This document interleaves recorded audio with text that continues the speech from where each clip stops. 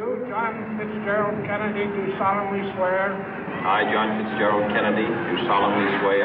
That you will faithfully execute the office of President of the United States. That I will faithfully execute the office of President of the United States. And will, to the best of your ability. And will, to the best of my ability. Preserve, protect, and defend the Constitution of the United States. Preserve, protect, and defend the Constitution of the United States. So help you God. So help me God.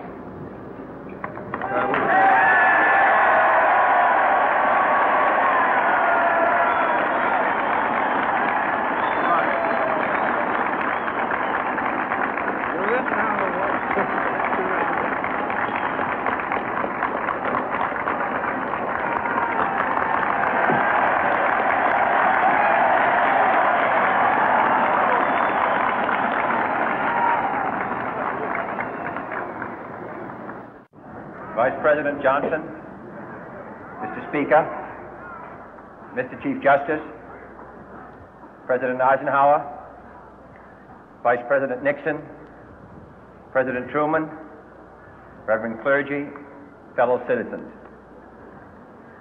We observe today not a victory of party, but a celebration of freedom, symbolizing an end as well as a beginning, signifying renewal as well as change.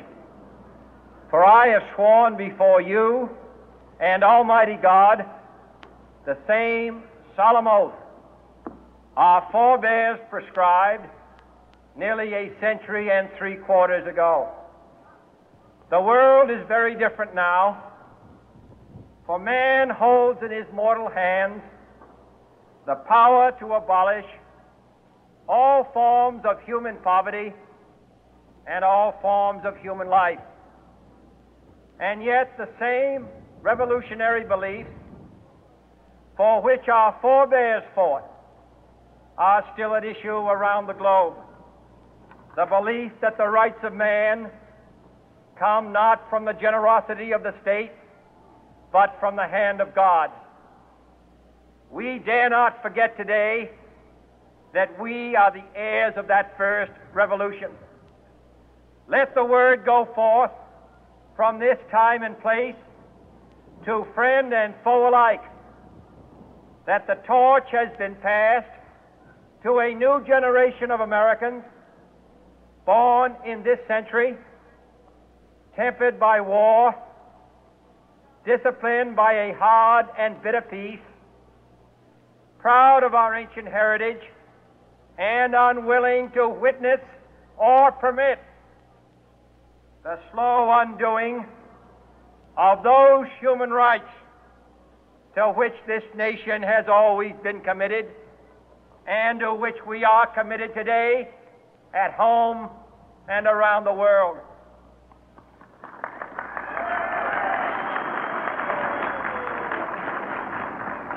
Let every nation know, whether it wishes us well or ill, that we shall pay any price, bear any burden, meet any hardship, support any friend, oppose any foe to assure the survival and the success of liberty.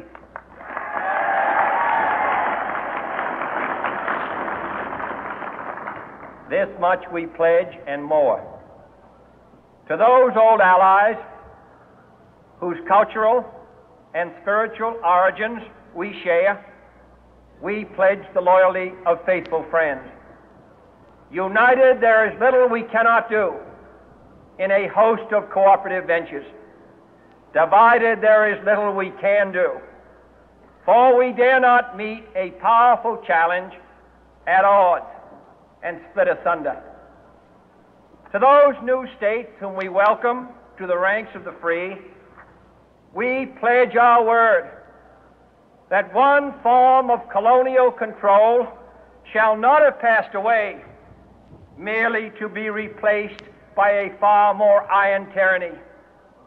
We shall not always expect to find them supporting our view, but we shall always hope to find them strongly supporting their own freedom, and to remember that in the past, those who foolishly sought power by riding the back of the tiger ended up inside.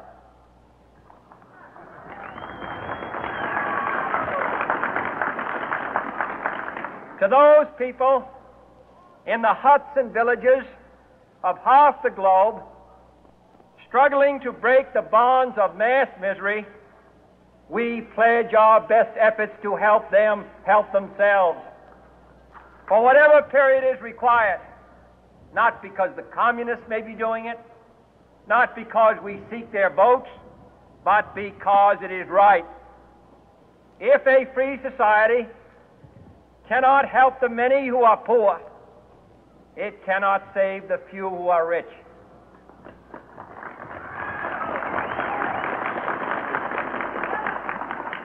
To our sister republics south of our border, we offer a special pledge to convert our good words into good deeds, in a new alliance for progress, to assist free men and free governments in casting off the chains of poverty. But this peaceful revolution of hope cannot become the prey of hostile powers. Let all our neighbors know that we shall join with them to oppose aggression or subversion anywhere in the Americas. And let every other power know that this hemisphere intends to remain the master of its own house.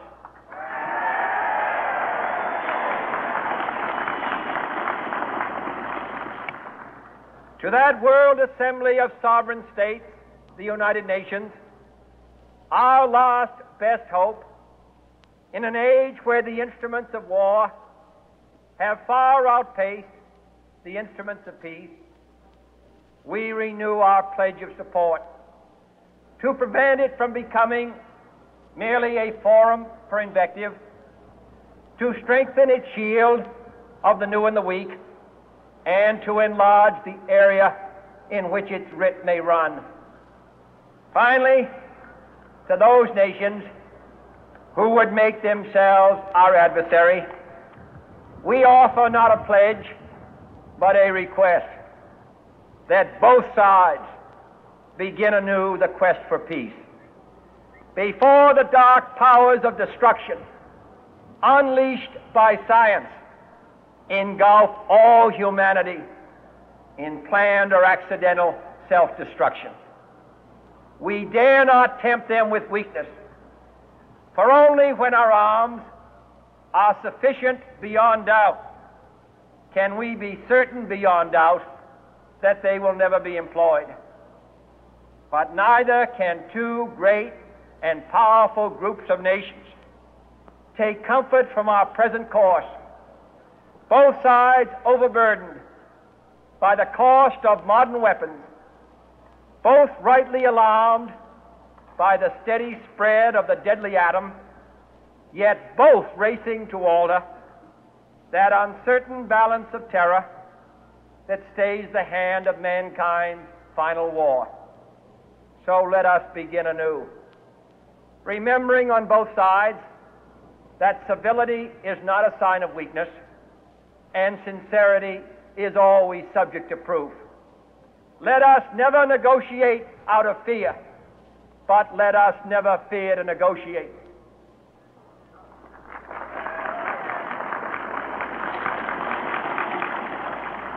Let both sides explore what problems unite us, instead of belaboring those problems which divide us.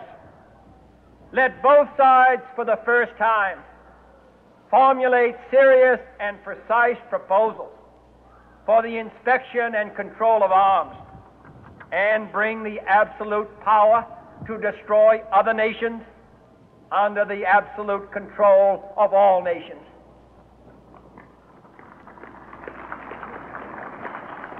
Let both sides seek to invoke the wonders of science instead of its terrors.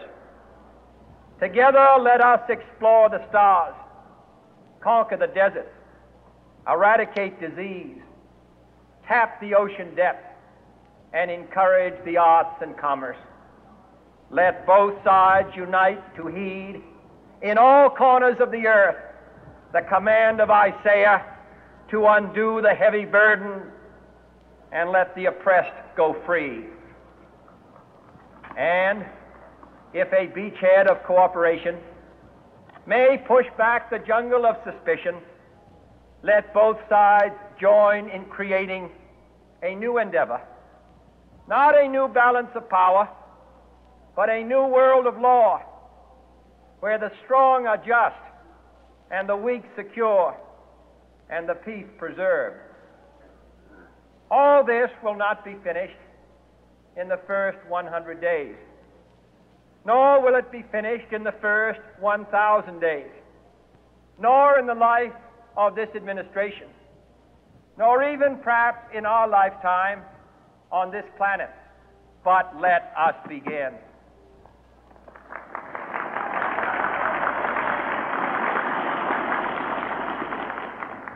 In your hands, my fellow citizens, more than mine, will rest the final success or failure of our course. Since this country was founded, each generation of Americans has been summoned to give testimony to its national loyalty. The graves of young Americans who answered the call to service surround the globe. Now the trumpet summons us again, not as a call to bear arms, though arms we need, not as a call to battle, though in battle we are, but a call to bear the burden of a long twilight struggle, year in and year out, rejoicing in hope, patient in tribulation, a struggle against the common enemies of man, tyranny, poverty, disease, and war itself. Can we forge against these enemies a grand and global alliance, north and south, east and west, that can assure a more fruitful life for all mankind? Will you join in that historic effort?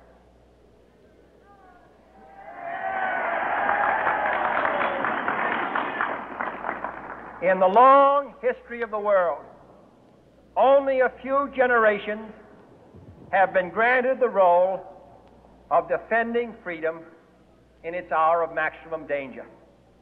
I do not shrink from this responsibility. I welcome it.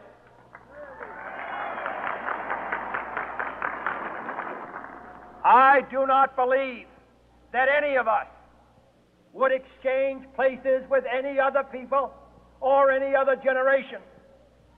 The energy, the faith, the devotion which we bring to this endeavor will light our country and all who serve it. And the glow from that fire can truly light the world. And so, my fellow Americans, ask not what your country can do for you, ask what you can do for your country.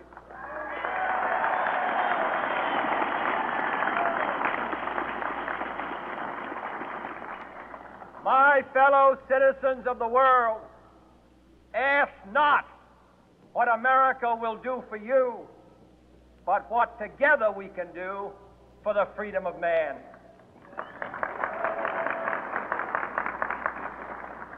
Finally, whether you are citizens of America or citizens of the world, ask of us here the same high standards of strength and sacrifice which we ask of you.